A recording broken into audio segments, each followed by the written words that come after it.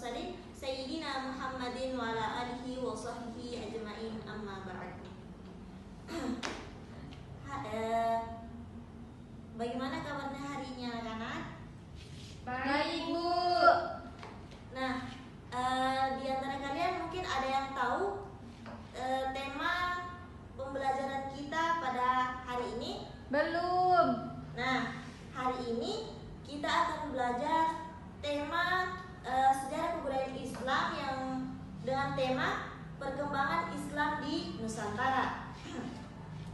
Jadi nanti kalian bisa tahu Islam itu maksudnya lewat mana, siapa tokoh hebat yang menyebarkan Islam di Nusantara, dan bagaimana Islam bisa menyatu sama budaya lokal kita tanpa menghilangkan ajaran intinya.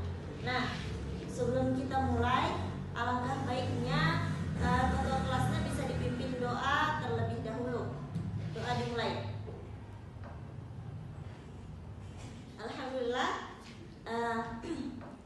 Nah, di akhir pelajaran nanti Ibu harap kalian bisa memahami 3 teori masuknya Islam dengan kenalnya peran Wali Songo serta menyebutkan contoh akulturasi budaya Islam. Nah, kita masuk ke inti pembelajaran kita kali ini. Pertama, ada 3 teori besar masuknya Islam ke Nusantara, yaitu yang pertama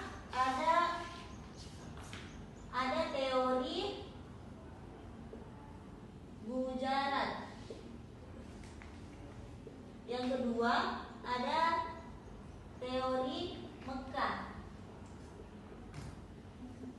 Yang ketiga ada teori Persia.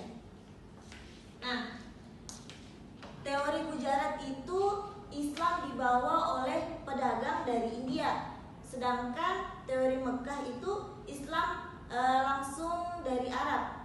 Yang ketiga ada teori Persia, ada pengaruhnya dari Iran. Nah, intinya Islam itu masuk dengan damai lewat perdagangan, pendidikan, dan budaya, bukan lewat perang. Itu yang membuat Islam cepat diterima di Nusantara. Selain teori, ada juga bukti sejarah yang menguatkan teori tersebut, yaitu seperti teori Gujarat, yaitu dikuatkan oleh nisan Sultan Malik Al-Saleh di Samudra Pasai yang bentuk dan ukirannya mirip dengan gaya Gujarat. Yang kedua ada teori Mekah yang mempunyai bukti dari penggunaan gelar Syahid dan Syarif pada penyebar Islam awal yang menunjukkan hubungan langsung dengan Arab. Nah, yang ketiga ada teori Persia. Terlihat dari beberapa tradisi seperti tabuik di Sumatera Barat saat 10 Muharram yang mempunyai kemiripan dengan budaya Persia. Jadi ini bukan sekedar teori, tapi ada jejak nyatanya dalam sejarah budaya kita. Nah, sekarang kita masuk ke 5 jalur penyebaran Islam di Nusantara.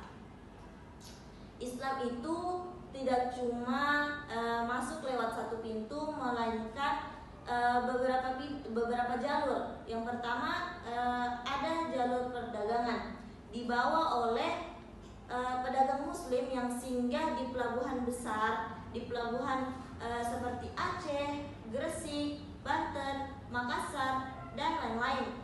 Nah, yang kedua ada jalur pendidikan seperti lewat pesantren dan pengajian yang bikin Islam terus menyebar ke generasi berikutnya. Yang ketiga ada jalur perkawinan. Nah, bangsawan lokal banyak menikah dengan ulama atau pedagang Muslim, lalu Islam makin diterima dengan di kalangan elit. Nah, yang keempat ada tasawuf, yaitu jalur tasawuf, ajaran Islam yang menekankan spiritual dan kelembutan hati, cocok dengan karakter masyarakat Nusantara dengan yang religius. Nah, Yang kelima ada seni dan budaya. Seni dan budaya lewat media wayang, gamelan, syair, hikayat, dan tradisi lokal yang disisipi nilai Islam. Nah, anak-anak, makanya Islam itu cepat berkembang karena masuk ke hati, bukan memaksa. Nah, sekarang kita bahas Wali Songo. Wali Songo, ada yang tahu apa itu Wali Songo? Belum. Nah, Wali Songo itu adalah 9 tokoh besar dakwah di Jawa. Wali Songo itu hidup sekitar abad ke-15 sampai abad ke-16, dan mereka bukan cuma ulama, tapi juga pendidik, budayawan, tokoh sosial. Nah, kalau bahasa sekarangnya mungkin influencer. Nah, influencer ya. Ya, Bu. Nah, metode dakwah mereka itu cerdas dan dekat dengan masyarakat, yaitu contohnya Sunan Kalijaga. Sunan Kalijaga memakai wayang dan gamelan. Sunan Kudus yaitu membangun menara masjid seperti candi biar masyarakat Hindu bisa relate gitu. Nah, ada Sunan Giri. Sunan Giri itu berdakwah lewat pendidikan dan permainan anak yang bernilai Islam. Nah, ada Sunan Bonang. Sunan Bonang ini lewat syair, suluk, dan musik. Syair, suluk, dan musik. Nah, selanjutnya ada Sunan Muria. Sunan Muria itu dakwahnya ke pedesaan, dekat dengan rakyat kecil.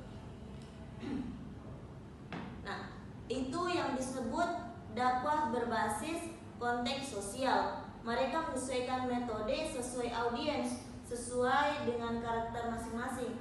Nah, selain di Jawa, akulturasi Islam juga terjadi di daerah lain, yaitu misalnya Tabuik itu di Sumatera Barat. Dan ada syair dan hikayat Melayu di Sumatera dan Kalimantan. Masjid Demak dengan atap tumpang tiga yang filosofinya dari budaya lokal. Nah, ada juga Barsanji dan Marhaban, yaitu dari Sulawesi dan NTB. Kaligrafi di ukiran rumah adat dan masjid di Kalimantan Selatan. Nah, jadi Islam itu menyebar, merangkul budaya, bukan menghapusnya. Contoh akulturasi budaya Islam di Nusantara yang paling terkenal. Yang pertama itu ada sekaten dan grebek maulud. Ada maulud dan masjid kudus, batik motif Islami, serta ada gamelan sebagai media dan dakwah. Nah, karena Islam itu fleksibel dalam budaya, tapi teguh dalam dalam ajaran. Pelajaran pentingnya apa? Islam itu menyebar tanpa paksaan, menghargai budaya lokal, mengajarkan toleransi, serta kreativitas dalam berdakwah. Dan terakhir ada percaya diri dalam identitas. Dan itu semua relevan sampai sekarang. Nah, tadi Ibu sudah mungkin di awal pembelajaran kalian mungkin sudah ada yang memahami beberapa tema atau materi yang Ibu sampaikan. Ibu mau bertanya, mungkin menurut kalian kenapa dakwah lewat seni itu lebih mudah diterima oleh masyarakat dulu? Nah, pertanyaan kedua, apa sih hikmah dari akulturasi budaya dalam penyebaran Islam? Oke. Ya, akulturasi membuat Islam gampang diterima, gampang tidak menghilangkan identitas lokal, dan mengajarkan kita menghormati perbedaan. Nah, oke. Pertanyaan yang ketiga,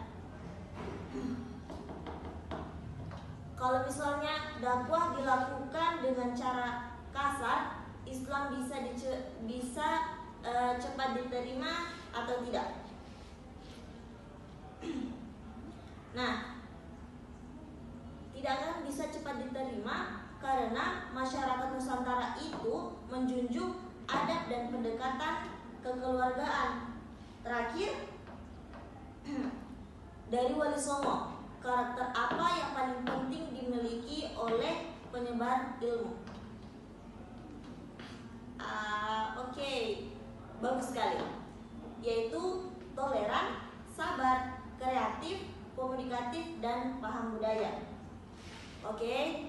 Sebelum berakhirnya pelajaran, mungkin Ibu akan menyimpulkan materi kita pada hari ini.